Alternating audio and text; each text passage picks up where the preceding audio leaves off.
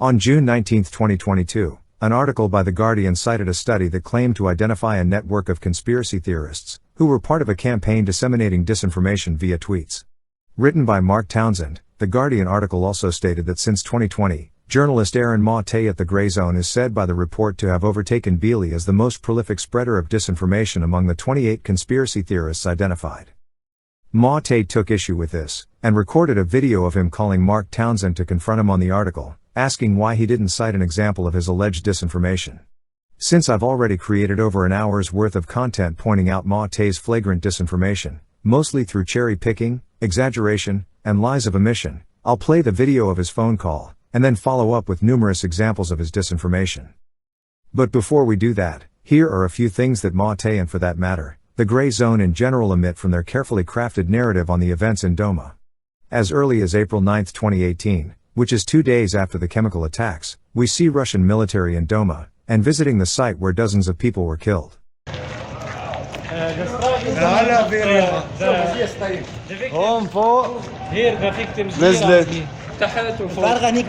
Days later, the Russians conveniently claimed that their own study indicated that no chemical attack took place. I want to emphasize that on April 9th, a day after the alleged chemical attack in Douma, Russian military specialists in the field of radiation, chemical, and biological defense, as well as military doctors, arrived directly to the site of the alleged incident. Specialists collected soil samples as well as the shell fragments from the alleged chemical weapons site. They were examined and the results showed the absence of nerve and chlorine-containing toxic substances. This is all nearly 2 weeks before the OPCW's fact-finding mission team would access these sites. In other words, the Russians and the Syrian regime had plenty of time to tamper with evidence, as well as intimidate witnesses. We have video testimony of this man explaining how people died in this location and at least one reporter claiming to detect an indeterminable smell, and that his throat ached. The OPCW was denied access to one of their locations of interest. While people like Maté focus on the testimony of Syrians inside Douma, and therefore vulnerable to punishment by the Assad regime, they ignore the testimony of those that left Douma, and therefore not subject to intimidation. People like Maté continually mention a quote-unquote original report, whose findings were eventually changed, ostensibly due to imperialism, or whatever. What they're really referring to is an interim draft report, which was conducted early into the investigation, and never intended for external distribution. This is just one example of how people like Maté present the leaked documents in an irresponsible manner. Maté and his cohorts only focus on a cherry-picked set of leaked documents, and ignore other leaked documents which run counter to their narrative. This includes an email that refutes the claims of one of the so-called whistleblowers. Speaking of which, Maté continually focuses on the so-called whistleblowers, while never mentioning that their claims have been debunked 1,000 times. Lastly, we also know the canisters came from the sky, thanks to open source data. And that's actually caused by a chemical reaction between the chlorine gas and when the canister decompresses. Rapid decompression causes it to cool down, and then condensation and eventually frosting appears on the surface. And when that melts, it reacts with the chlorine and it creates this kind of chemical effect. Another thing you can see on the surface is this kind of grid pattern, which is sort of emblazoned onto the canister. And we were able to measure the wire mesh fence on the site, and we found out that it was the same dimension as this grid we can see. So this kind of helped us to confirm that this canister had dropped through and hit this fence, which was located in a higher position before the strike. The large question was whether the canister has arrived from the air, dropped from the air, exclusively controlled by the Syrians or Russian, or whether it was carried onto the site from the ground, as in the rebel forces having brought it and planted it there, as it was suggested or implied by the Russian news channel. And we did find a very strong indication that the canisters have arrived from the air. But like I said, people like Maté are merely feeding their audience carefully curated data points and sound bites, exaggerating their significance, and omitting 90% of the relevant information. And this is why it can be difficult for everyday reporters to point out how Maté is a disinformation agent. He's not directly lying per se. He's lying by omission, but articulating how this is the case requires a certain familiarity with the available data, as well as the timeline of events in Douma. On top of all of this, let's not forget that Aaron quote-unquote Buzzsaw Maté is afraid to debate Guy-Hilsman on this topic, because he knows his narrative doesn't hold water. Later in the video, I will show how Maté strawmans what Hilsman said in an interview. Contrast this to The Guardian, who at least updated their article to include Maté's quote-unquote concerns. Now, onto the phone call. As I said, you're getting an email. Do you think it's fair journalism? You should have got it already. No, I haven't gotten it. It's been over a week. So I'm calling you now. You should be arriving very shortly. So Mark, let me ask you, can you name me right now, can you, Mark, can you name for me a single piece of disinformation that I've spread on Syria? Can you do it right now? Can you name for me, go ahead. I've got a meeting. Sure, right. An email should be arriving soon, you can respond. Mark, can you identify a single piece of disinformation that I've spread on Syria? Okay, is that okay? You can't. Look, I've got to dash this meeting. This email will be completely explanatory. So, sorry, Mark, you took the time to write a whole article about me. Can you not answer a couple of questions? Just give me a straight answer. Well, you called me the leading purveyor of disinformation. We'll do it in a proper forum, yeah. So you're saying you're going to answer the questions of why you didn't contact me prior to printing this? Okay, you're not answering my question. Are you going to answer the questions I've laid out? Look, with all due respect, we're going to go around in circles, okay? Yeah, because you can't give me a single answer. Because you can't give me a single answer. As I said, I'm not going to keep repeating. Now, let's dive into numerous examples of how Aaron Maté, who has a very curious relationship with the Assad regime, is indeed a source of disinformation when it comes to Syria, as well as Russia. First off, we have the instance of the people in Douma who died from chlorine exposure inside a building. This happened while the city was being shelled, which is why these people were inside, to begin with. In addition to this, we know that chlorine sinks, it doesn't rise. Hence, people in Syria react to chlorine attacks by going upstairs, if that's an option, because the chlorine will move to lower levels. ادخل لهون عايزني جوا اليوم يطلع فوق على السطوح يا شباب دخلوا الباب خليك لا تحرك يا شباب عم بشرب كلور ها يا شباب اللي هون يطلع على السطوح لا حدا يتنفس لك يطلع اصفر طلع بقرب لهون دير بالك يا شباب اللي هون يطلع على السطوح يا شباب.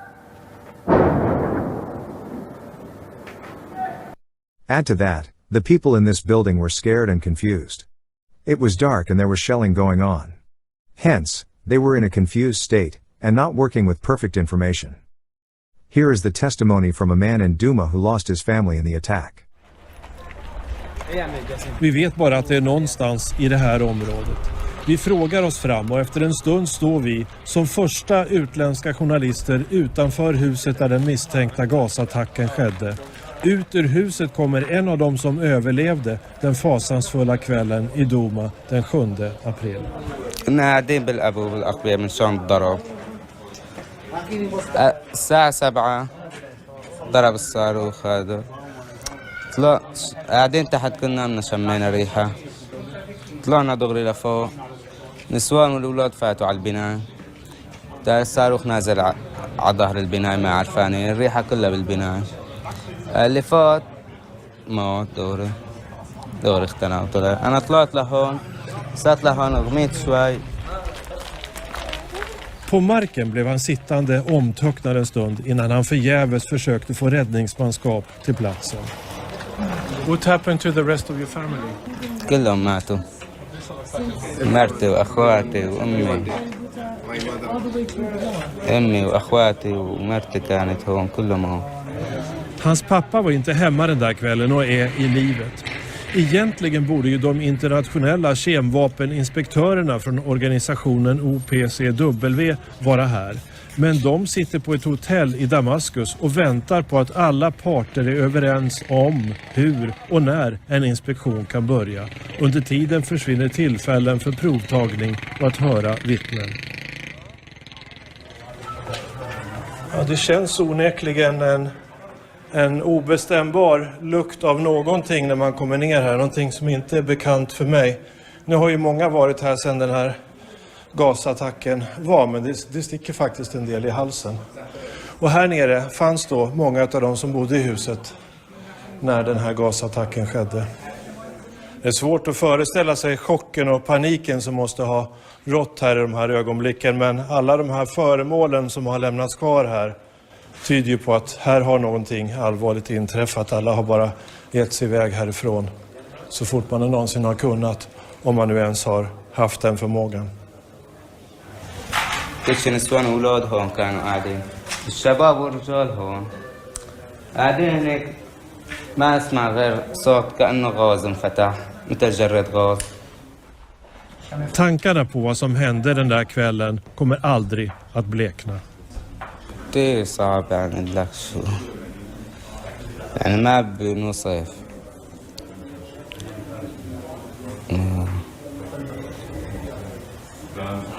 شو بدي احكي يعني انه يعني كثير يعني وضع ببكي يعني الاولاد اللي شاف اللي ما يعني تقريبا شي 25 طفل. Okay, now let's hear this expert analysis from Aaron Maté and Justin Hinkle. The journalist made the case that in Syria, it's typical for people in Syrian culture to run to the top of a building through the staircase when they think there might be a chemical attack taking place or something like that. Like, I don't even know where to start with this. There was clear exits from the building that they could have gotten to. This so-called journalist, Brooklyn-based journalist on the Young Turks, claimed that it's more appropriate in Syria and it's more normal in Syria for people to rush to the top of a building when they think a chemical attack is taking place, then leave the building. Yeah. And he claimed that, it totally makes sense that, people would rush to the top of the building and not leave. And this is because, like, they think there might be an explosion and the building might topple, which, I mean, that doesn't make sense either, because if a building's going to topple and it's going to fall to the ground, you wouldn't want to be at the top of the building either.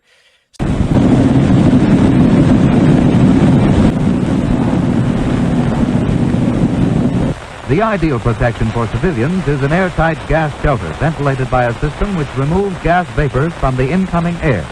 Such a shelter can be designed to provide some protection also against the effects of high explosive bombs. Some war gases can be seen by the eye, others are invisible. But it is important to know that most of them are heavier than air, and that they settle down and are most concentrated close to the ground. Hence, if no gas shelter is immediately available, go indoors and go upstairs. The gas at that higher level will probably be less concentrated than down near the ground. First precaution is to prevent gas from getting into the house. So, close all windows and shut off all ventilation or air conditioning units which are not equipped to remove war gases from the incoming air. If windows are blown out by high explosives, tack blankets over the openings. Close fireplace dampers. And if you live in a one-story house, seal all other openings around doors and elsewhere with cloth or rag. In a larger house, go upstairs. Don't go down into an unprotected basement unless you have a gas-proof shelter there. Wait upstairs until your air warden tells you that it's safe to leave.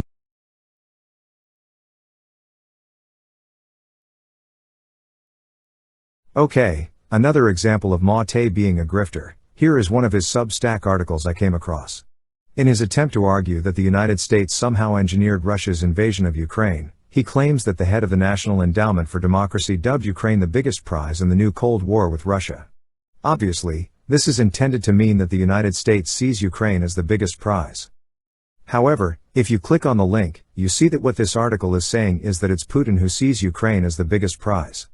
The article is about Russia bullying its neighbors.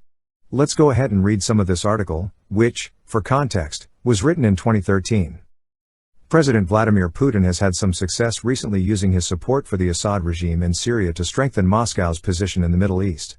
But his progress on this front is much less important than Moscow's growing troubles in its near abroad, as it refers to the strategically vital area to its immediate west. In a replay of the classic East-West rivalry of the Cold War, but with the United States conspicuously on the sidelines, Russia has used economic and security threats to draw post-communist countries into its Eurasian Customs Union and to block the European Union's Eastern Partnership Initiative, which seeks the reform and possible eventual integration of Armenia, Azerbaijan, Belarus, Georgia, Moldova and Ukraine into EU structures. Russian pressures have escalated with the approach of a November summit in Vilnius, Lithuania, at which several of the countries could sign association or free trade agreements with the EU. So far only Armenia has buckled under Russian pressure, agreeing to join the customs union after Moscow, which guarantees Armenia's security against neighboring Azerbaijan, signed contracts to provide Azerbaijan with $4 billion worth of military hardware. Georgia, for years the target of Russian boycotts and security threats, is ruled by Prime Minister Bidzina Ivanishvili, who is rumored to be less anti-Russian than outgoing President Mikhail Saakashvili. Yet Georgia, too, is about to initial a free trade agreement in Vilnius, signaling that European integration is a national aspiration, not the choice of any particular party. Ukraine is the biggest prize, and their Russia's bullying has been particularly counterproductive. In addition to the usual economic threats and trade sanctions, including a ban on the import of Ukrainian chocolates, Putin offended Ukrainians during a state visit in July, saying that they and the Russians were a single people, and that the Ukrainians had flourished under Soviet rule, totally ignoring the famine of the early 1930s that Ukrainians call the Holodomor, or extermination by hunger. There's a link to the article in the description if you want to read it in its entirety, but you get the gist. You're also going to find out why Aaron Maté has been running from a debate challenge from Patrick Hilsman, who frequently engages with him on Twitter. Maté and Dorr spend a considerable amount of time bashing Hilsman, as not being a serious source. Well, here is Hilsman in Syria.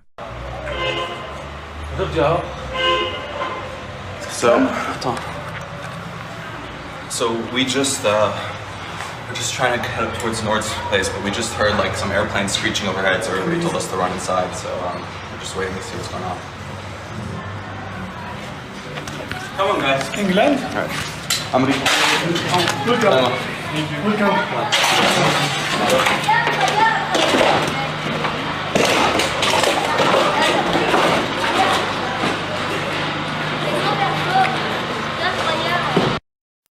And here is Maté in Syria, hanging out with the Syrian Minister of Information. The Grayzone echo chamber loves to make a big deal of Maté having gone to Syria, but he's there on behalf of the Assad regime, to tell a pro-Assad narrative, so there's no danger to Maté. If Patrick Hilsman or Cenk Uygur or Sam Cedar were pictured with Jen Psaki, the Grayzone/Jimmy Dore echo chamber would be all over this. But Maté being pictured with the Syrian Minister of Information is no big deal to these people, in part because the people in their echo chamber have a double standard for this sort of thing. On top of this, Aaron Maté will refer to Hilsman as quote-unquote this guy, as if he has no idea who he is. But here are screenshots of email exchanges between the two. Why? Because Maté actually had Hilsman on his show to debate someone on Syria back in 2017, and he never published the video. So for all the whining Maté does about sources being repressed, he's too much of a pussy to publish Hilsman's debate on his show, let alone to debate Hilsman himself. This is because Maté isn't a serious journalist, at least not when it comes to this topic. He is essentially a public relations stooge for Assad and Putin. In any case, let's get to it. Are you ready now to witness a power not seen for thousands of years?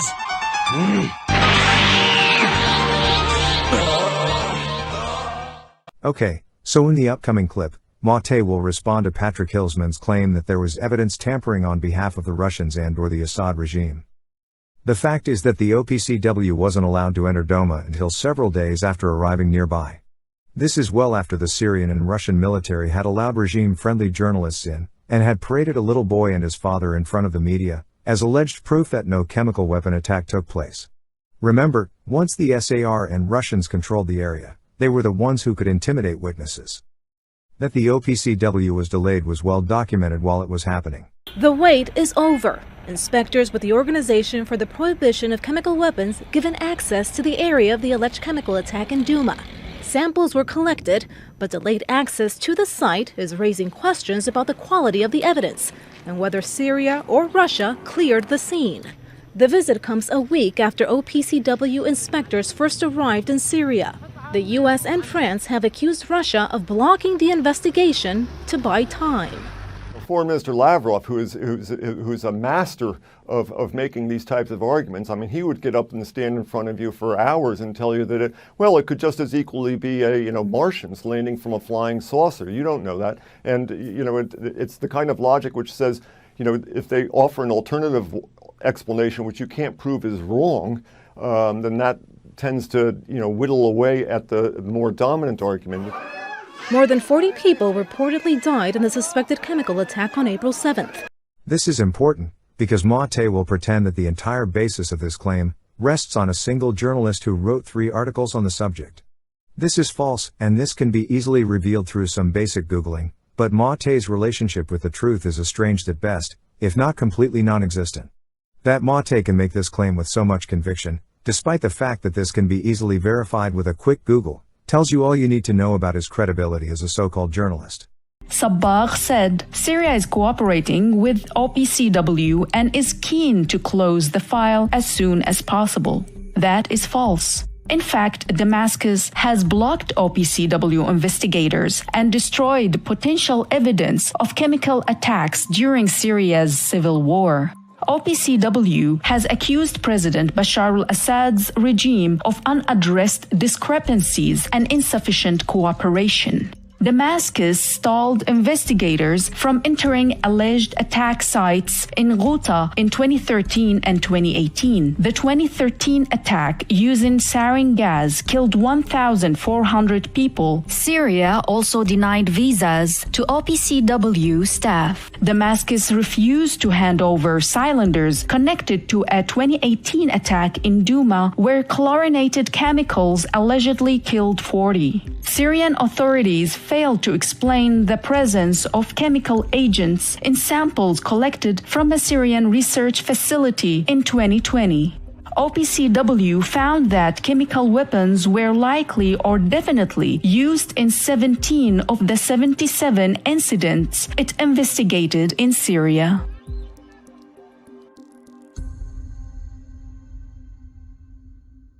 The Russian authorities said that the whole chemical attack was staged and that they could prove it. We have undeniable evidence that this was yet another staged attack. As a journalist, you should be questioning everyone. Do you trust an official line over an unofficial activist? Absolutely not. But does that mean you don't question what the activist tells you? No, you should also question what the activist tells you.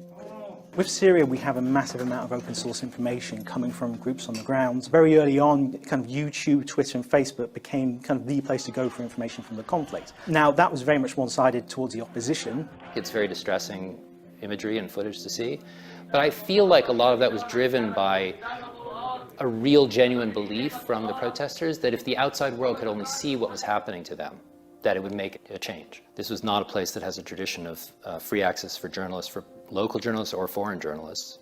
You were sort of forced to rely more than probably most people would want to or would be comfortable on citizen journalists. Open source evidence from Douma, this horrible chemical attack on the 7th of April, comes from 2 very different places.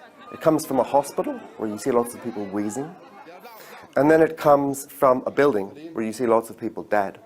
And those things are often lumped together, but they're 2 different sites. So about 2 weeks after the chemical attack in Douma, Russian state television featured an interview with a young boy who was seen in activist video in a makeshift clinic in the town being treated for possible chemical weapons exposure. He obviously had been the victim of a bombing. He was covered in rubble and dust, but it was unclear whether that meant that he'd been at the site of where a chemical weapon was used. But there was something interesting and unusual about the video when it was presented on Russian state television's main news channel. I think if you look at it, you could see that it starts with a little sequence where he walks in with his father, and you can see in the background, it's a quite well-kept area with a very unusual trellis, and 3 men in military uniforms walk by in the background. It doesn't look at all like Douma, which at that stage had been completely leveled and was completely, basically rubble. So it seemed obvious that it was filmed somewhere different. And just investigating the question of whether the boy might have felt compelled to tell a story that would please the authorities, it seemed important to try to find out where the interview was shot and under what circumstances. Poking around online with the help of people who are from Damascus, I was able to find out that a lot of people who knew the town said it looked like the Syrian Army Officers Club in Damascus, right near the Ministry of Defense. And then as soon as I Googled it in Arabic, I was able to find something that exactly matches this location with the same entryway and the exact same floor with this trellis. It's not as very clear in the screenshot, but in part of it you can also see a poster in support of Bashar al-Assad, the president of Syria.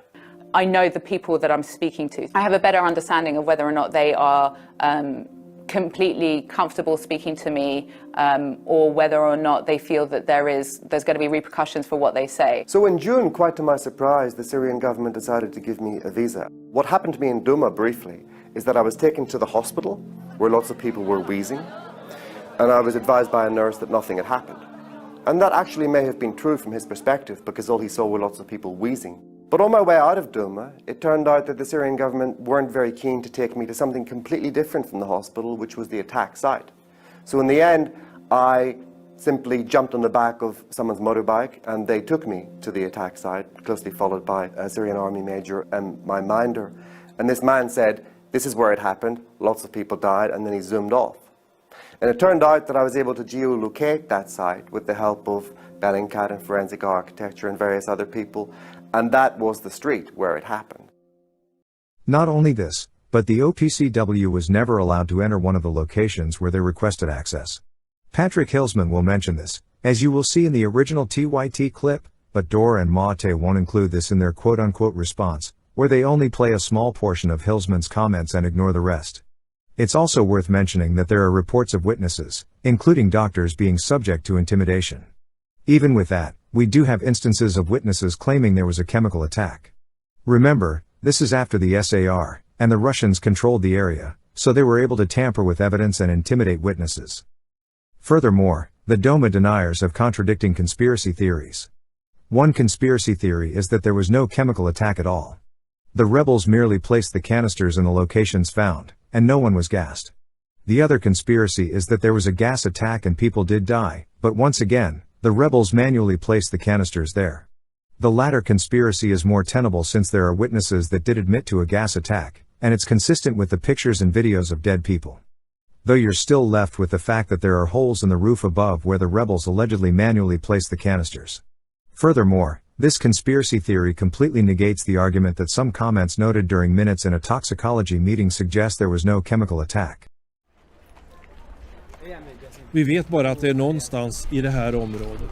Vi frågar oss fram och efter en stund står vi som första utländska journalister utanför huset där den misstänkta gasattacken skedde. Ut ur huset kommer en av dem som överlevde den fasansfulla kvällen i Douma den 7 april. قاعدين بالأبو بالأقبية من شلون الضرب الساعة 7 ضرب الصاروخ هذا طلع قاعدين تحت كنا من شمينا ريحة طلعنا دغري لفوق نسوان والأولاد فاتوا على البناء ده الصاروخ نازل على ظهر البناء ما عرفانين الريحة كلها بالبناء اللي فات موت دغري اختنى وطلع أنا طلعت لهون satt لهون غميت شوي. På marken blev han sittande omtöcknad en stund innan han förgäves försökte få räddningsmanskap till platsen. What happened to the rest of your family? كلهم ماتوا. مرتي وأخواتي وأمي. أمي وأخواتي ومرتي كانت هون كلهم هون. Hans pappa var inte hemma den där kvällen och är i livet. Egentligen borde ju de internationella kemvapeninspektörerna från organisationen OPCW vara här. Men de sitter på ett hotell i Damaskus och väntar på att alla parter är överens om hur och när en inspektion kan börja. Under tiden försvinner tillfällen för provtagning och att höra vittnen. Ja, det känns onekligen en obestämbar lukt av någonting när man kommer ner här. Någonting som inte är bekant för mig. Nu har ju många varit här sedan den här gasattacken var, men det sticker faktiskt en del i halsen. Och här nere fanns då många av de som bodde i huset när den här gasattacken skedde. Det är svårt att föreställa sig chocken och paniken som måste ha rått här i de här ögonblicken, men alla de här föremålen som har lämnats kvar här tyder ju på att här har någonting allvarligt inträffat. Alla har bara gett sig iväg härifrån så fort man någonsin har kunnat, om man nu ens har haft den förmågan. كل نسوان وأولاد هون كانوا قاعدين الشباب والرجال هون قاعدين هناك ما أسمع غير صوت كأنه غاز انفتح مثل جرة غاز. Tankarna på vad som hände den där kvällen kommer aldrig att blekna. كتير صعب يعني لك شو يعني ما بنوصف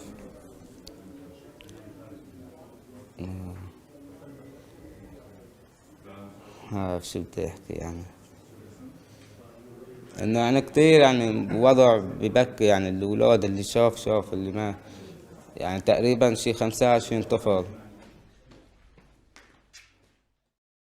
Keep in mind that the OPCW investigation didn't take place until 2 weeks after the attack. This is no doubt a factor in the OPCW report's conclusions. Go. I want you to discuss evidence tampering, right? So as the OPCW is trying to invest this chlorine attack, they ran into some issues. You mentioned the topic of witness tampering. Elaborate on that further. I'd like to learn more. Well, so there were a number of essentially publicity stunts that were carried out in the aftermath of the fall of Douma. And one of the most famous ones is that a young child, his name was Hassan Diab, was captured by and he was filmed in a hospital among many frightened civilians who believed that they may have been exposed to chemical weapons. It's likely that some of the civilians at that hospital were not exposed to chemical weapons and were just reacting to the news that other people had been killed. Naturally, you would want to get hosed down in that situation.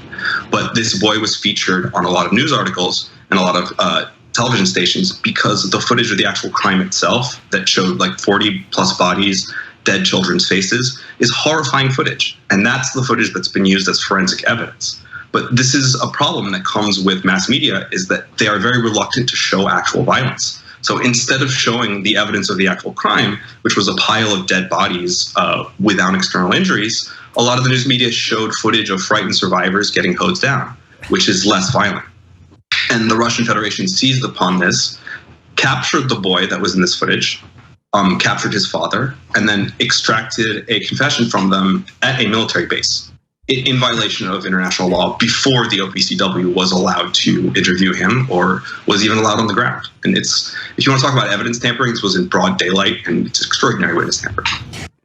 Okay. So ready? Go ahead, Aaron. So none of them complained about any witness tampering from Russia. So this is some crazy revelation that the OPCW itself somehow missed. And you think if that happened, tampering with their own investigation, they might want to talk about that. So it's curious that only this guy claims to know about it. And actually, I know where he got it from. It comes from a journalist, quote unquote, named Robert Mackey, who writes for The Intercept. Oh, that guy.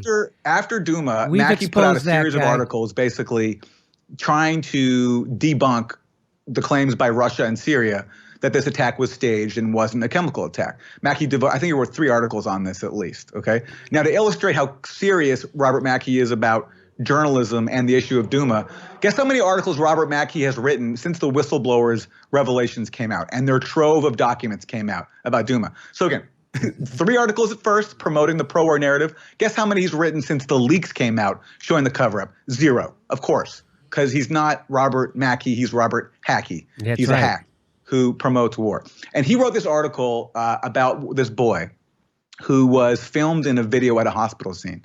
And he basically tried to prove that this boy was being held at a Russian military facility based on some open source imaging, like Google mapping an image that he was filmed in and how it was close to this Russian military facility or Syrian military facility in Damascus. And from that, he extrapolated that this guy was held by Russia, and now this guy, this DYT is saying he was forced into a confession, when really, look, the story of what actually happened with the boy, everyone knows it now.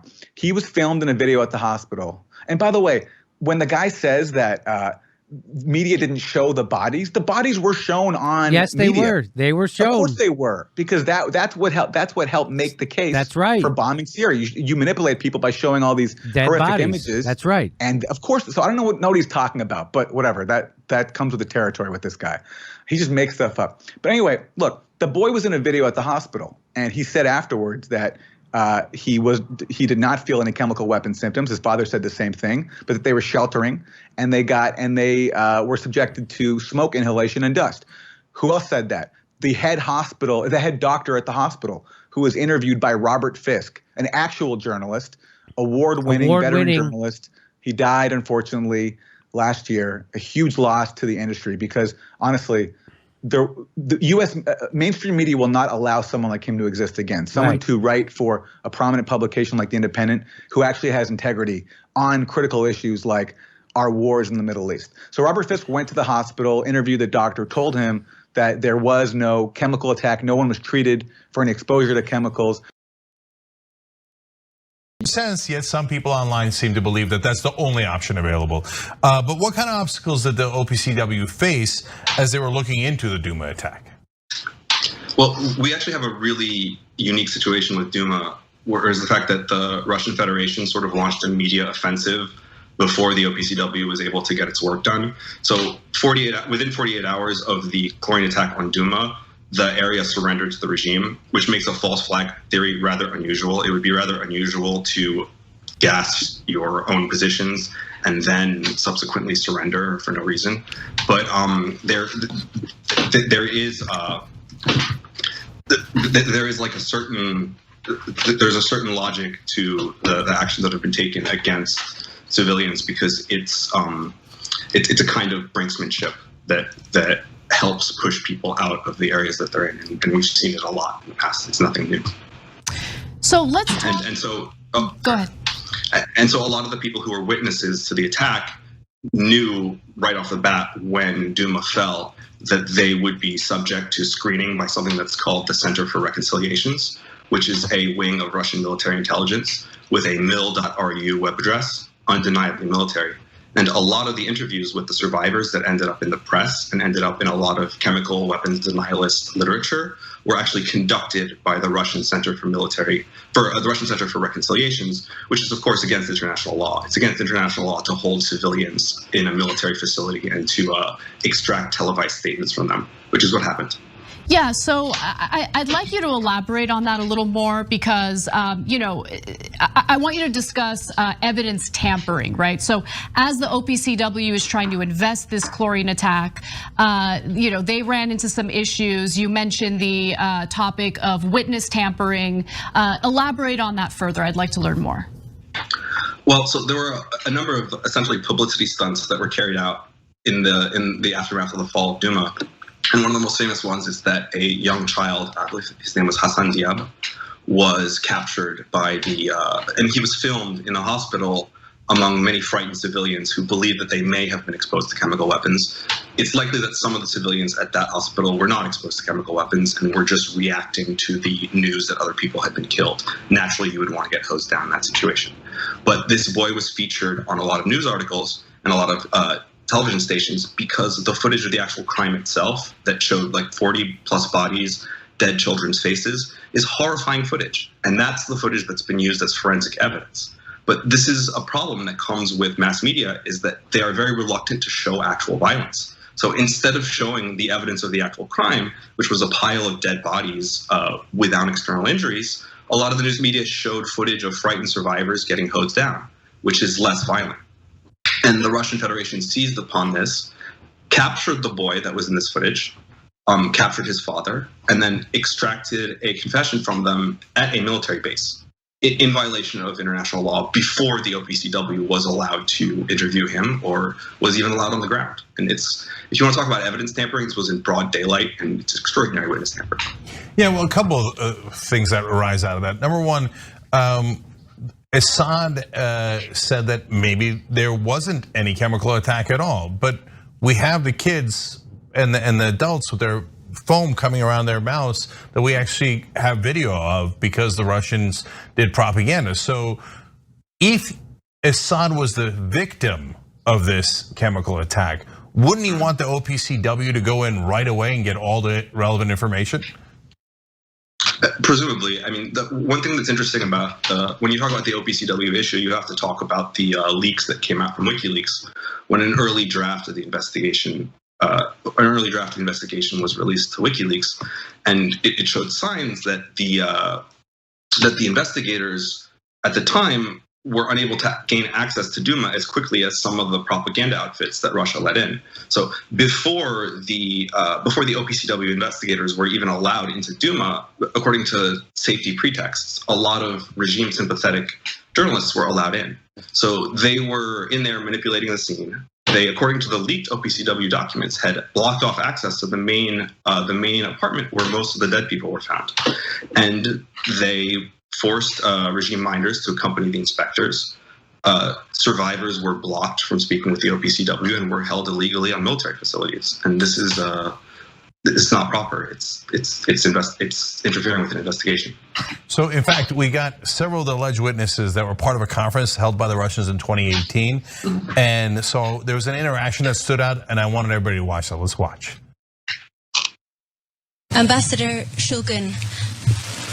Yes. Anna Holligan, BBC News. I just wanted to know why you thought it was more important to put these possibly valuable and vulnerable witnesses in front of the media before allowing the OPCW investigators to speak to them, as the OPCW had requested.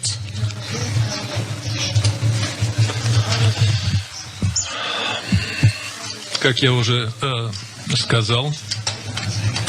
Just like I already said, Russia, after what happened in Duma on 7th of April, Russia turned to the technical secretariat requesting for immediate dispatch of the OPCW team for investigating the incident. We did everything to speed up that. Is that true, Patrick? Clearly not, because from what we can see, even that press conference is a confession, because there they sit with witnesses, or so-called witnesses according to them, and they admit fully these are our reasons for blocking access to these witnesses from the investigation. And a lot of the leaked documents that have been put forward feature what is presumably interviews with some of these people after they were being held illegally. So it's staggering evidence of witness tampering. So let's move. Now we're going to move on to Ian Henderson, aka Whistleblower B. In the TYT video, they'll discuss the undisputed fact that Ian Henderson simply didn't have access to the full body of evidence, and that he submitted a draft report that no one asked for, and that he did so one day before the initial OPCW report was released. Likewise, Hilsman will point out that Henderson's conclusions didn't match reality and that other, independent investigations also came to the same conclusion as the OPCW report. Aside from only playing a few seconds of what TYT and Hilsman have to say on these matters, Jimmy will twist this into some attack on whistleblowers and compare this to attacks on Julian Assange. He'll also accuse them of discrediting Henderson with no evidence, when in fact, they do provide evidence. Jimmy simply omits that portion of the video and instead, he and Maté spend the next 5 minutes babbling about stuff that's refuted in the portion of the TYT video they omit, because this is what Jimmy always does. Jimmy and Maté will also downplay the relevance of the study released by Forensic Architecture, and refer to it as merely being imagined. In reality, it's based on footage and photos provided by Russian-friendly media, which was allowed into Douma well before the OPCW was allowed to enter. I will play the video released by Forensic Architecture, so you can compare Maté's rhetoric with reality. By the way, it should be noted that if the New York Times can be accused of having any sort of bias here, it should have been against the US position. Remember, the New York Times was probably the most prominent anti-Trump news source during this time. This would have been a perfect opportunity to rake him over the coals for the US's retaliatory strikes, like they did with George W. Bush over Iraq. But the Jimmy Dore echo chamber doesn't have much consistency to it, and will find whatever ad hoc explanation they find convenient at the moment. Okay, next video. Was the fact. This is what I can't help it. This is what she thought was fascinating. This is the part of his bullshit story that she thought was fascinating. Here we go. Well, one of the other things that I thought was fascinating was the fact that he had written this report. He had not leaked it to the public. Someone else had leaked it, although we don't know who. And it seems as though he felt the need to write this report from a place of authority, when in reality he didn't have he didn't have access to the entirety of the evidence. He wasn't part of this investigation the entire time, which is why he didn't have access to all of the evidence and all of the analysis necessary to draw a conclusion about it. Can you talk about that a little bit? So what she just did right there was just the same thing they did to Julian Assange. They forwarded CIA pro-war talking points as if they were fact to discredit a whistleblower. They just discredited a whistleblower in the OPCW. They just did that with no evidence. Go ahead. Could you tell me? Go ahead. Yeah. So, and look, there's a couple of things here. First of all, imagine being a journalist and devoting energy to try to denigrate whistleblowers who are exposing a major cover-up, a cover-up done in the service of war. Pretty shameful. Okay, I don't know what kind of journalist tries to go after and discredit whistleblowers. And then to do, for the purpose of what? Because again, what is the ultimate aim being served here? If the people who were filmed dead in Douma were not killed by a chlorine attack, as the original investigators found, then that means that they died in some other manner. And that means that anyone like Anna Kasparian and Cenk and their guest who is trying to whitewash the cover-up and denigrate the inspectors who challenge that cover-up, they're doing the bidding of covering up the war crime that actually killed those people. They're covering up for a murder. It's sadistic. And why? So they can cater to the establishment and get rewarded by, I don't know, what they expect to happen from promoting the pro-war narrative on something that happened 3 years ago and attacking whistleblowers. Actually, no, that's not even their motive. They just want to actually double down on attacking us. That's right. Because they can't just own up to the fact that they slandered me when they said that I was paid by Russia and working for dictators. So that's what they're doing here. And they're bringing on this guy now to try to pretend that he knows more than Ian Henderson. Again, the guy who went to Douma, oversaw an engineering study. And Anna is just basically reading the talking points of the OPCW. Yes. Because, you know, like whenever a whistleblower comes forward, you try to portray them as rogue. Oh, they didn't know. They're just acting crazy. So that's what they said about this guy. He had incomplete information. She's just basically parroting what the OPCW said about him. Has she verified that for himself? No. Has she read his leaked engineering report, which goes through in detail I the can facts and fucking contains all the guarantee you. inputs, like all the information you need? Of course not. She's just parroting the talking points being used to whitewash a cover-up, which is being used to whitewash a war crime. So she's whitewashing a war crime, furthering pro-war narrative that is not factual. This is propaganda. So when you turn on the Young Turks, they're going to cover something 3 years after the fact and give you 100% propaganda about it. And no one knows for sure why. My guess is that they're out of money and they're signaling to another donor. And so they're going after another shitlib Clinton donor or something like that. But this let me say, Jimmy, this is inexplicable. If that's their aim, then they got to be smarter propagandists. I know. There are smart propagandists and there are dumb propagandists. I'll tell you what a smart propagandist is. There's a guy named Joby Warwick. I talked about him last time too. He's a Washington Post reporter. Just wrote a book, came out this year. It's called Red Line, all about Syria and chemical weapons and the OPCW. Okay, that's the topic of the book. So he goes through this alleged incident in Ghouta 2013. There's a whole bunch of countervailing evidence about that. Seymour Hersh exposed it. Barack Obama later confirmed it when he said that James Clapper told him that the evidence of an alleged Syrian chemical attack in Ghouta was not a slam dunk, a deliberate reference to the slam dunk of the Iraq War, okay? Whatever. So that's what the focus of the book is, but it's also about other incidents as well. But guess where Joby Warwick, in this book about Syrian chemical weapons, guess where he ends his book? Right at the alleged gas attack in Douma, which he says that the OPCW later on confirmed. He doesn't say what else happened after that. He doesn't talk about the whistleblowers who challenged the cover-up and the leaked documents that exposed this cover-up in great detail, which showed that the investigation was compromised. The reason he did that is it's obvious. A smart propagandist who is advancing a narrative that is accusing Syria of all these illogical chemical weapons attacks, because again, why would Syria do the one thing that it knows will invite further U.S. military intervention? And especially when it's about to retake towns like Douma. It doesn't make any sense. Even if the whistleblowers didn't exist, it would still be ridiculous, this idea that he did this. He did the one thing that would invite a U.S. military intervention. But a smart propagandist knows that you cannot acknowledge the facts of the Douma case. That's why the OPCW refuses to meet with the inspectors. That's why media accounts like this book about Syrian chemical weapons by Joe Bork can't acknowledge even the fact of the OPCW cover-up. Because once you acknowledge the fact that this cover-up happened, then you have to look at the actual facts. Yeah. And the reason why they won't meet with the inspectors is because they know that the facts were censored. So that's why you have to pretend that this thing doesn't exist. Because, by the way, if the OPCW was really confident that these whistleblowers were just rogue and uninformed and ridiculous, what's the harm then in meeting with them and letting them present the evidence that was censored? What do you have to be afraid of? It's so obvious that they can't do that because they know that the facts are not on the OPCW's side. So a smart propagandist, at least, whose role in life is not to tell the truth, to be a real journalist, but to advance propaganda and reap the benefits of going along with the establishment, like Joby Wark, simply erases the OPCW scandal from memory. It's not once in his entire book. A dumb propagandist like the Young Turks, for whatever reason why they're doing this, they choose to bring up the one story where there's so much countervailing evidence and there's whistleblowers, and that's why their segment can't acknowledge the most basic facts about the case, including the doctoring of the original report, as I mentioned before.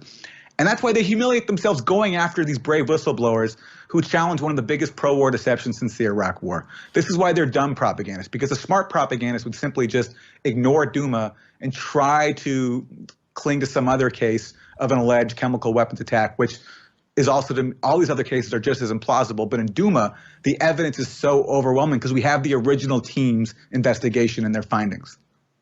Okay, let's get through this. One more video. Let's see what happens here. Patrick wanted to ask you about another so-called whistleblower in the winter of 2019. Another so-called whistleblower. Yes. They can't help themselves. They can't. These are independent. First of all, they're not independent journalists. They're corporate. They get funding from the biggest DNC donors. All right, so they're not.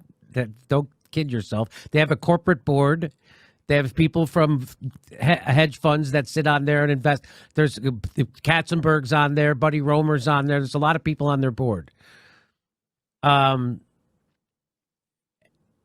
they smeared Julian Assange in the most disgusting way.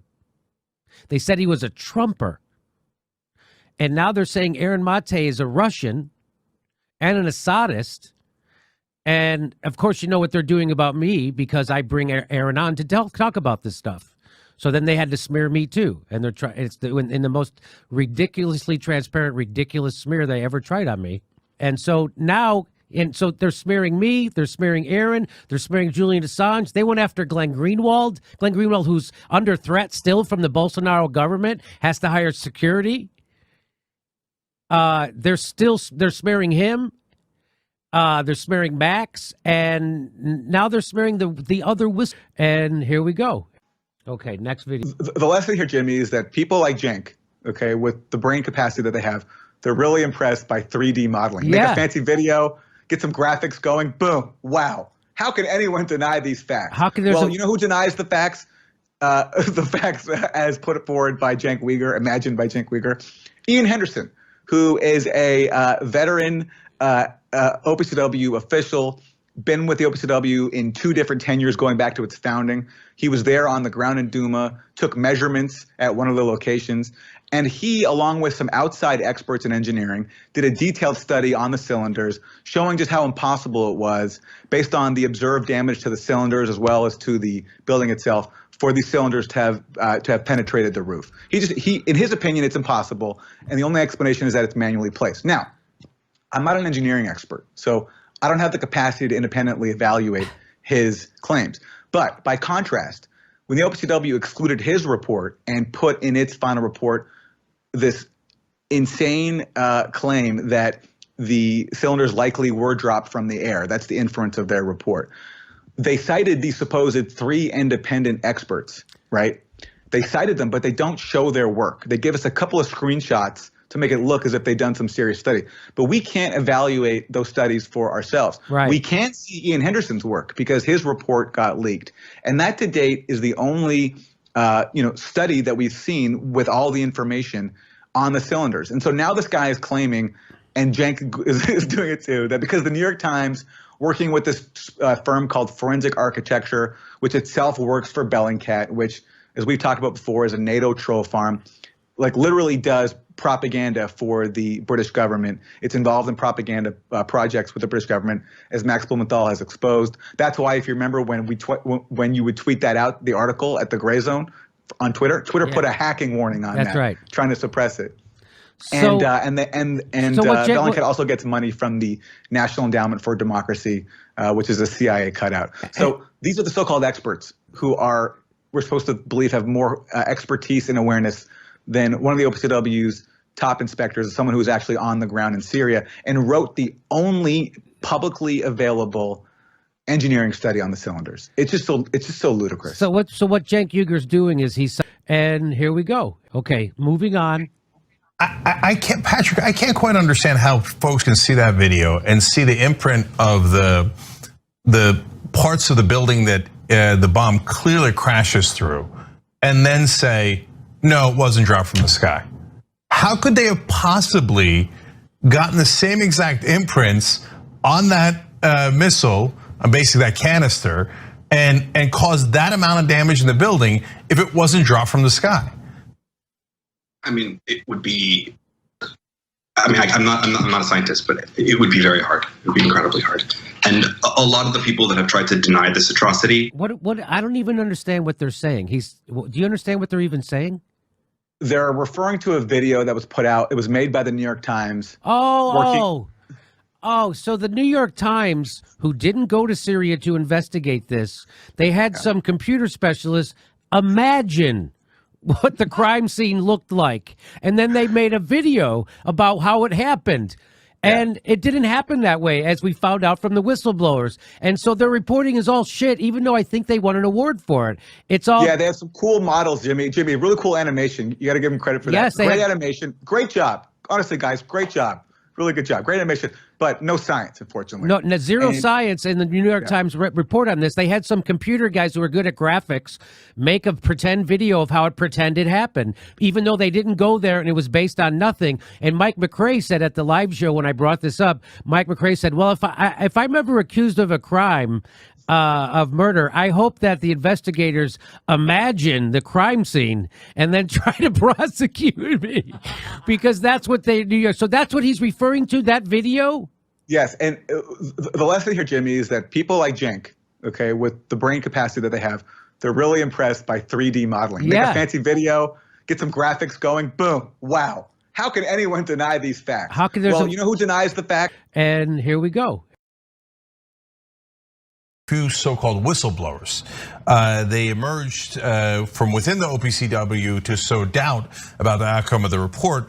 The first one was Ian Henderson. What were his allegations against the OPCW findings?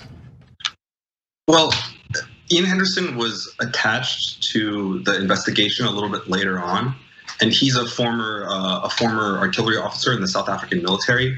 And he was brought on to try to investigate some of the munitions that were at the scene.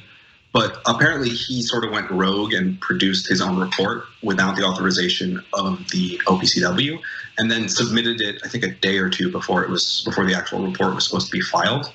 And the actual report itself alleged that Henderson believed that it was more likely that canisters had been manually placed at the scene than dropped from the air, according to him. But the problem with some of the claims that he's made is that they, at least from the perspective of other experts in these fields, don't really jive. First off, Henderson was not a ballistics expert, so his comment on where a canister might have ended up probably wouldn't have been the most well-informed. Secondly, he made a very grave error in measuring the size of the hole at, I believe, location 4 that the canister fell through. And subsequently, an investigative outfit called Forensic Architecture did an investigation of this and found that the hole actually was larger than the measurements that he put forward. And before anybody accuses Forensic Architecture of being some kind of neocon outlet, they're the ones that proved that the Israeli Defense Forces murdered Ahmed Erekat last year. And they've been known for not really exactly being very friendly to like pro-Washington agenda in the past, and they showed that that the measurements that Henderson put in were inaccurate. And he also included commentary about what he saw as weathering on some of these canisters. He believed that marks on the canisters resembling rust were a result of the canisters having been left out for a very long time. But based on footage that we've seen, we know that that's not true, actually. The quote-unquote weathering on these canisters was a result of a chlorine reaction with water that happens when something depressurizes quickly and then moisture forms around it and then it combines with chlorine. So off the bat, we know that one of his major observations was incorrect, or two, sorry, at least. And then onto the third major observation is that he believed that one of the holes in the roof that we understand to be an impact hole from the canister crashing onto the terrace was actually a high explosive hole. And interestingly enough, the OPCW commented on a similar question that was raised by Russia about this hole And the OPCW's comment was that it would be unusual for a hole like that to not have any fragmentation pattern. That's what when a high explosive round goes off, it shoots shrapnel off in every kind of direction, and that's why in like Sarajevo you see these things called Sarajevo roses, which are the splash pattern of a mortar shell going off. And in the case of location 2 in Douma, there was no splash pattern. So at least 3 of the observations that Henderson made casually are incorrect, at least. And from what we can understand, it seems that his overall thesis was not correct. Well, one of the other things that I thought was fascinating was the fact that he had written this report. He had not leaked it to the public. Someone else had leaked it, although we don't know who. And it seems as though he felt the need to write this report from a place of authority, when in reality he didn't have he didn't have access to the entirety of the evidence. He wasn't part of this investigation the entire time, which is why he didn't have access to all of the evidence and all of the analysis necessary to draw a conclusion about it. Can you talk about that a little bit? Yeah, his tenure at the OPCW ended long before the more recent reports have come out, and it's clear from internal leaks and just from the entire way in which these investigations have been handled, at least semi-publicly in the past, that this wasn't within the normal framework of the investigation. He wasn't even attached to assist the investigation until it was already on the ground. And you have to understand that all this witness tampering that was going on, all those just batshit press conferences and witness intimidation that happened were before he even showed up in Douma. So he sort of after the fact arrived with his own thesis and felt the need to make a report about it. Now, I don't think that a person like that should be discounted, because if he has an opinion, he should voice it. And I don't have any problem with that. But it has not withstood scrutiny. It simply hasn't. Right, and just to give everyone the statement by the OPCW in response to Ian Henderson, the OPCW said Henderson had played a minor supporting role in the investigation, so he didn't have access to all the evidence and wasn't qualified to comment. And they said his personal opinion, drawn from incomplete and inaccurate information, was contradicted by 3 independent studies. I have noticed online that sometimes people will post headlines regarding the OPCW's findings in regard to other alleged chemical attacks, and it'll say that the OPCW could not find enough evidence to support that it was a chemical attack. But that's not the Douma case involving a chlorine chemical attack. So understand that there have been many chemical attacks, and you have to be careful to ensure that you're reading headlines in regard to the specific chemical attack we're talking about here. Yeah, I actually, Patrick, wanted to ask you about another so-called whistleblower in the winter. So again, they're not going based off of what the OPCW report indicated. The New York Times does its own investigation into this, and they have the exact same findings. 2 canisters were discovered, and both of them tested positive for chlorine. Canisters were dropped from the air, which is relevant because, again, the Syrian regime, Bashar al-Assad's regime, controls the airspace. The canisters match the holes in the building through which they fell. Canisters had imprints on them from the objects they hit on their way down. And as you had mentioned, one canister was lodged in the roof, the other one landed on a bed. So relevant information. Cenk, do you want to ask the next question? Yeah, so actually 2 quick things. I can't, Patrick, I can't quite understand how folks can see that video and see the imprint of the parts of the building that the bomb clearly crashes through, and then say, no, it wasn't dropped from the sky. How could they have possibly gotten the same exact imprints on that missile, basically that canister, and caused that amount of damage in the building if it wasn't dropped from the sky? I mean, it would be. I mean, I'm not a scientist, but it would be very hard. It would be incredibly hard. And a lot of the people that have tried to deny this atrocity have pointed to the fact that if it wasn't dropped from the sky. I mean, it would be. I mean, I'm not a scientist, but it would be very hard. It would be incredibly hard. And a lot of the people that have tried to deny this atrocity have pointed to the fact that the cylinders don't have as much damage as they would have if they were dropped from several kilometers up, as some kind of evidence that they weren't dropped from the air at all.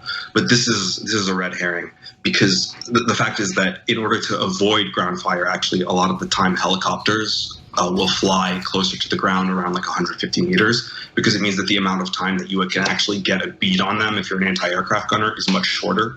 So a lot of the time it's safer, especially in urban environments, for aircraft that are performing bombing runs to do it at a medium or lower altitude. And that would be consistent with a lot of footage that we've seen. We even have footage of the Russians flying the same kind of helicopters the Syrian regime uses, specifically talking about how they fly low to avoid ground fire.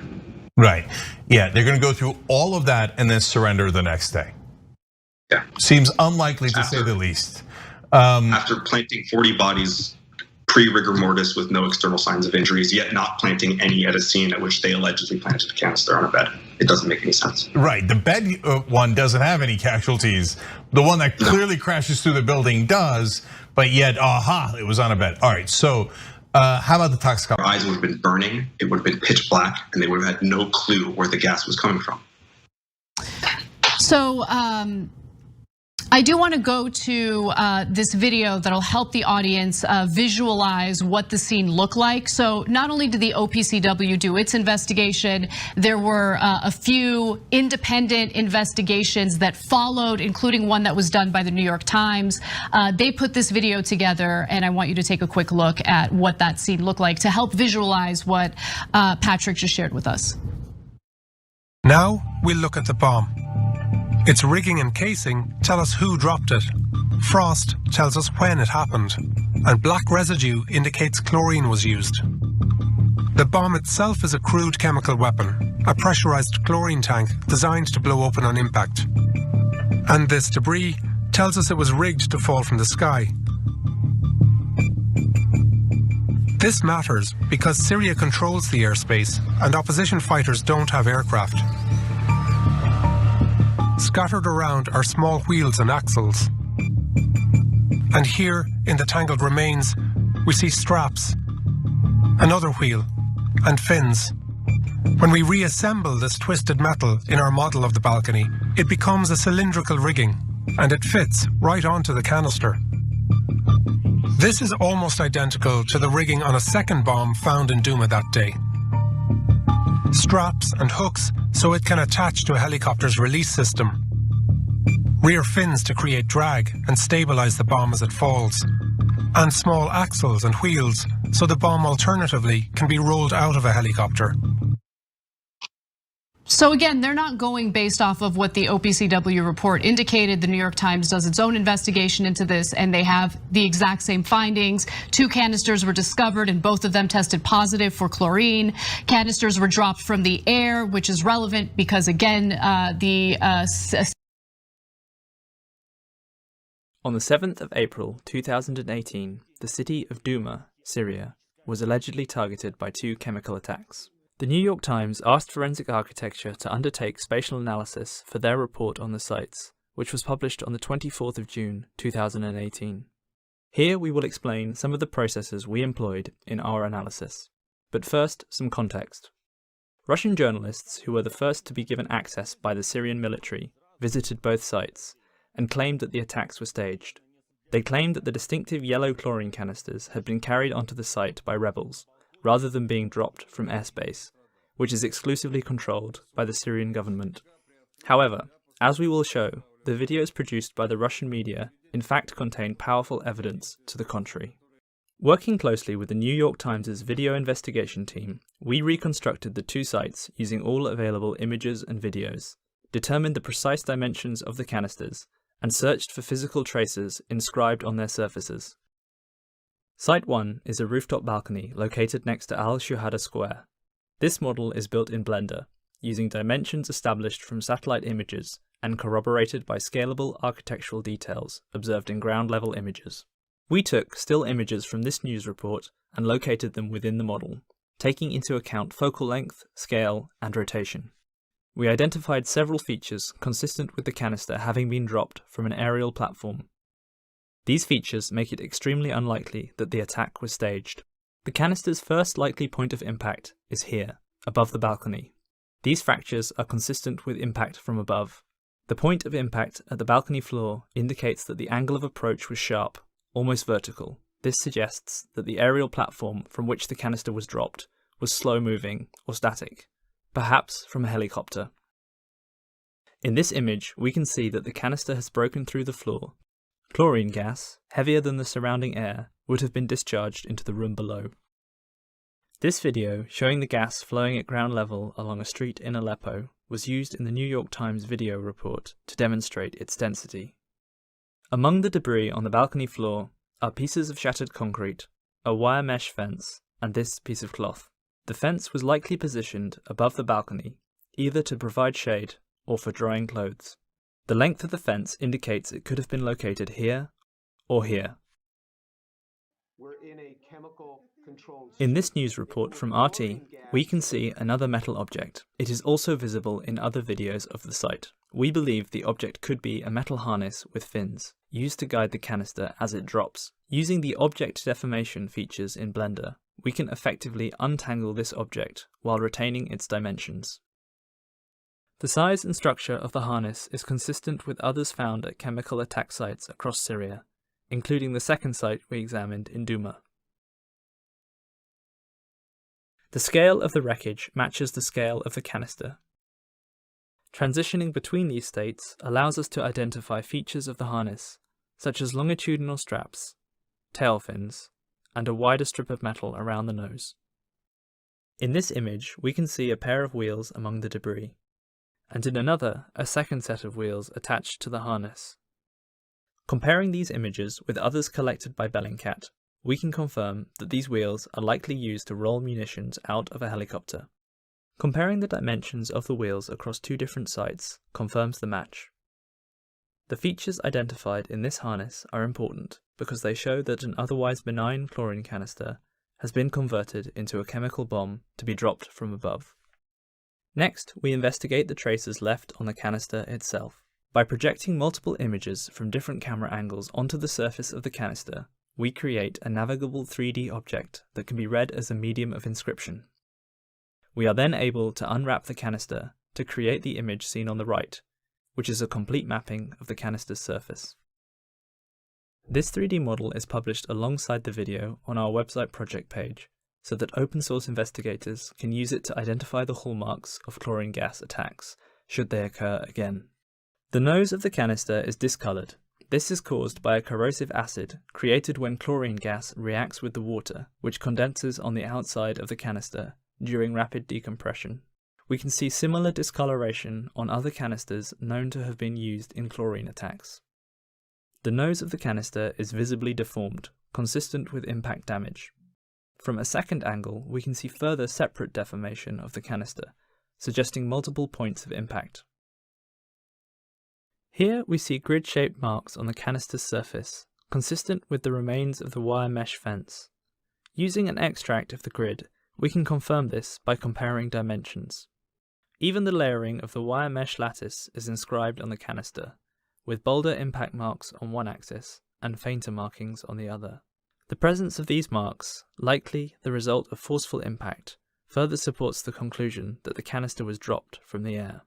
The cooling effect of rapid decompression causes condensation and even frost to form on the canister's surface.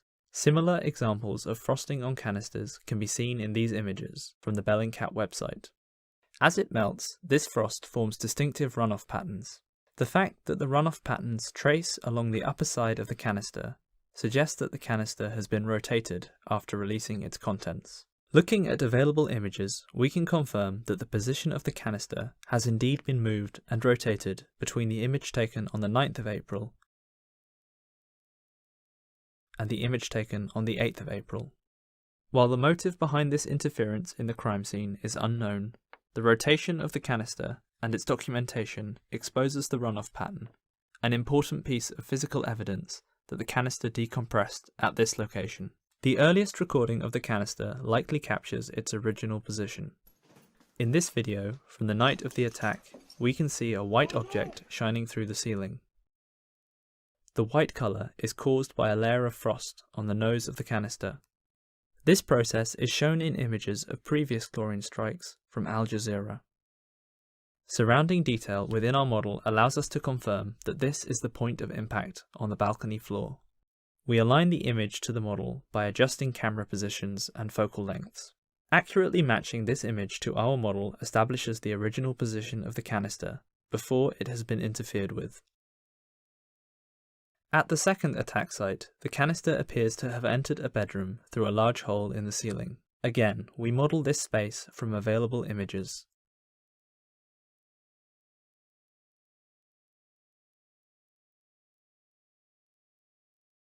We reconstruct and measure the hole, which appears to be the entry point of the canister.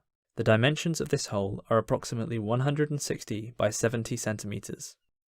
The area beneath the hole is littered with debris, but the canister is located on the bed. The hole in the ceiling and the location of the canister do not easily align. The angle seems too extreme for the canister to have landed on the bed, which also seems undamaged. It is very possible, therefore, that this canister has also been moved from its original position.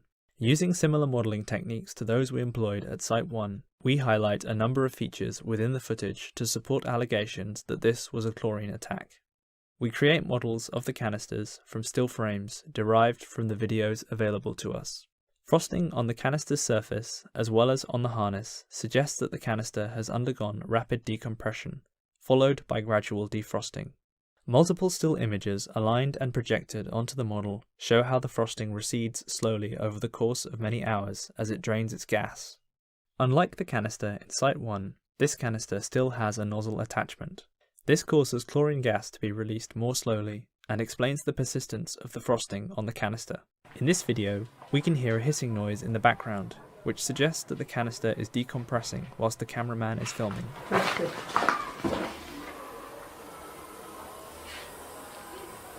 By looking at a spectrogram of the audio, we can also see a distinct frequency band standing out from the background noise.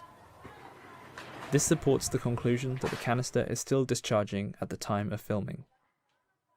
The surfaces of the rooms and those of the canister have been reconstructed as mediums of inscription.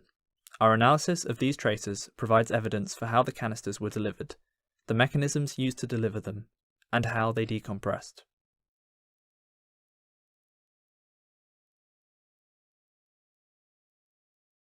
Okay, now let's get to the quote-unquote controversy regarding the toxicology report. This is the only section where Jimmy Dore actually plays a significant portion of what Patrick Hilsman had to say, and it's probably because there was a bit of a miscommunication. Hilsman claims that the toxicologists in the meeting claimed that the symptoms people in the video displayed were inconsistent with a chlorine attack. What they actually said was that symptoms like foaming at the mouth would not have occurred within 3 to 4 hours. However, this is contradicted by Professor Paul Blanc, who has extensive expertise regarding the adverse effects of chlorine gas on the human respiratory system, who noted that the onset of pulmonary edema can be quick, and can easily occur within 2 to 4 hours. As Hilsman stated, and as well known, the town was being bombed. So people had to choose between going inside for shelter against the bombs, and staying inside where chlorine was seeping downward. And this is assuming that in the middle of the ongoing panic, these people would have even known or understood that chlorine was seeping downward to their level. Aaron Maté will refer to the toxicologists as the world's leading toxicologists, but to my knowledge, there's no way to verify that this is the case, and he is simply piling this on for effect. Furthermore, it's entirely possible to be an accomplished toxicologist, and still have no idea how people who live in war zones react. Indeed, in an email correspondence within the OPCW, it's clear that the toxicologists weren't given the full details of the situation, so their comments were based on incomplete information. As the Syrian man in the earlier clip explained, as he and others ran outside of the building to escape the gas, others were running inside to escape the bombs. People like Maté, assuming they are saying these things in good faith, come across as not being familiar with adrenaline dumps. They assume that people whose lives are in danger react, in the most rational and omniscient manner. This is similar to the Sandy Hook truthers who point out that a couple of people dialing 911 claim that there was more than one shooter. It's entirely possible that in the chaos, and perhaps the gunshot echoes, a few people really believe that there was more than one shooter. It doesn't follow that they were correct, and that therefore, this is a false flag. It's as if these people think that real life is a movie or a video game. But at the end of the day, we do have photos and videos of dead people foaming at the mouth, and with no apparent wounds. If they weren't killed by a gas attack, how did they die? If they were killed by the rebels, where are all of the witnesses to this? If they were killed by rebels, then there is no reason for their family members not to go on a tirade, now that the Syrian Arab army is in control of the area. On the other hand, if they were killed by SAR forces, they would be highly motivated to stay silent on the matter. Before we watch the preceding videos, I want to point out a flaw that Maté is going to make.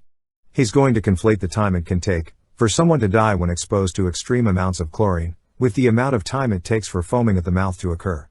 As the Syrian man in the video states, those who ran back inside the chlorinated building died instantly. And indeed, according to the CDC, with severe chlorine exposure, sudden death can occur due to critical narrowing of the upper airway, severe difficulty breathing or shortness of breath, dyspnea, so prominent that the patient/victim may refuse to move, copious secretions from nose and mouth, nasopharynx, and airways, tracheobronchial tree, up to 1 liter per hour, pulmonary edema may appear within 30 to 60 minutes. Keep this in mind as Maté parades his ignorance on this topic, while virtue signaling over his own straw man argument, and pretends that Hilsman didn't explain that people had to choose between being outside and exposed to shelling, and inside the building where it wasn't clear what exactly was happening. And as I explained earlier, clearly stated in the OPCW leaked emails is the fact that the toxicologists weren't given the full context of these events, and therefore probably didn't know that these people had to choose between the definite danger outside and the potential danger inside. I'll say it again. Mistaking Maté and Dor for real sources of information is like watching professional wrestling and assuming it's real. It's excusable, unless you're over 9 years old.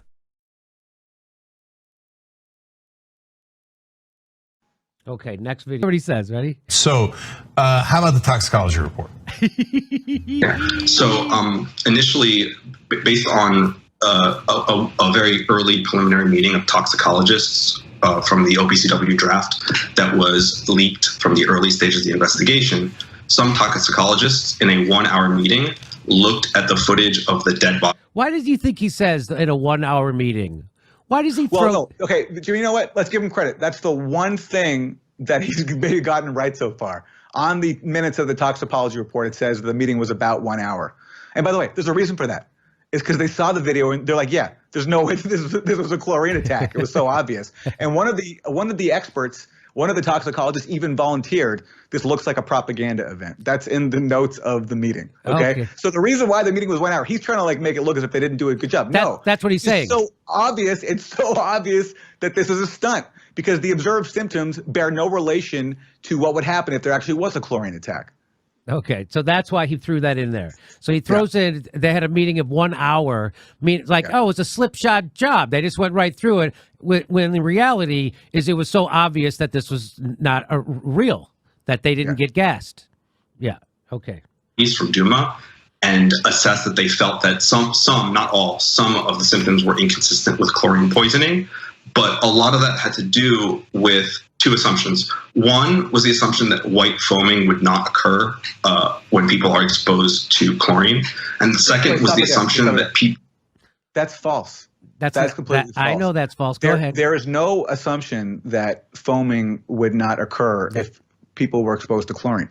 It takes time. That is possible. Their point, though, was that in the time that this incident happened, there would not be enough time for the chlorine to develop, because if foam developed from chlorine, it would have to happen over a very long period of time, a prolonged period of time, not having these people killed instantaneously, which is what the official story is. Yes. So in the time that people would have had to develop this foam, they would have had the time to run out of the building, unless you want to argue that they stayed in the building voluntarily as their lungs filled with fluid, which is just ridiculous. So they're saying that in the time it would have required to build up the foam, it would have been impossible because people could have just run out and escaped. Okay. People in this building would have been aware of where the gas that was hitting them was coming from. And in this very preliminary toxicology report, there are comments from the toxicologists saying that they don't understand why the victims didn't just run outside, right? And that's, okay, like that's a worthy comment, but it doesn't really stand up to scrutiny of understanding how people in that area have been living for years, because they are used to seeing basically stairwells as like the safest place in the city, because generally speaking, that's the strongest structure in a building. And on the whole, when you're being bombed, like being buried in the rubble of a building is a fate worse than death. But on the whole, you're still statistically probably a little bit safer if you're inside of a building. So people will make choices between, do I get crushed to death in here, or do I risk it out on the street? And a lot of these early assessments were based on kind of like a wrong assumption about how people behaved. So look, before even going into the details, the nerve of this guy and of TYT in putting him on as if he's a serious person, in claiming that the world's top toxicologists made wrong assumptions about how people behave. I think the people who are experts in this understand how things work in these situations, and also understand basic things like science and what chlorine does to the body and what people do when it hits the body, okay? So this guy is pretending to be some sort of authority to the point where he can dismiss the conclusions of the world's top toxicologists. And by the way, as we saw, again, completely misrepresenting them, because he completely distorted what they actually said about whether or not it was possible to develop foam from chlorine. Okay, one more video. Here we go. Well, one of the other things that I thought was fascinating. And here we go. How about the toxicology report? Yeah.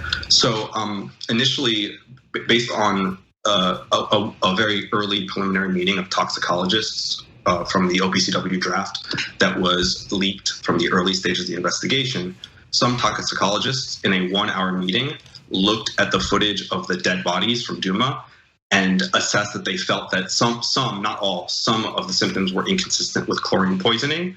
But a lot of that had to do with two assumptions. One was the assumption that white foaming would not occur when people are exposed to chlorine.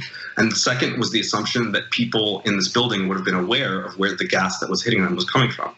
And in this very preliminary toxicology report, there are comments from the toxicologists saying that they don't understand why the victims didn't just run outside, right? And that's, okay, like that's a worthy comment, but it doesn't really stand up to scrutiny of understanding how people in that area have been living for years, because they are used to seeing basically stairwells as like the safest place in the city, because generally speaking, that's the strongest structure in a building.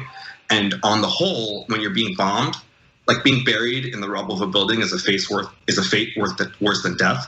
But on the whole, you're still statistically probably a little bit safer if you're inside of a building. So people will make choices between, do I get crushed to death in here or do I risk it out on the street? And a lot of these early assessments were based on kind of like a wrong assumption about how people behaved.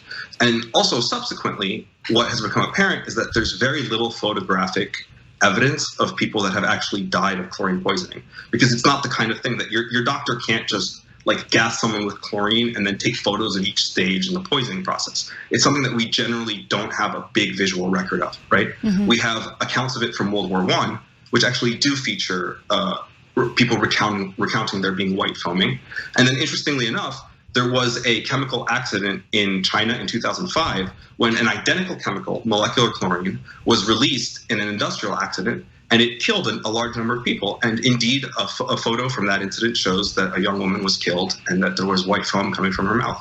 And it looks identical to the victims in Douma. Patrick, we talked. While I could continue on, this video is already much longer than I originally intended to make it.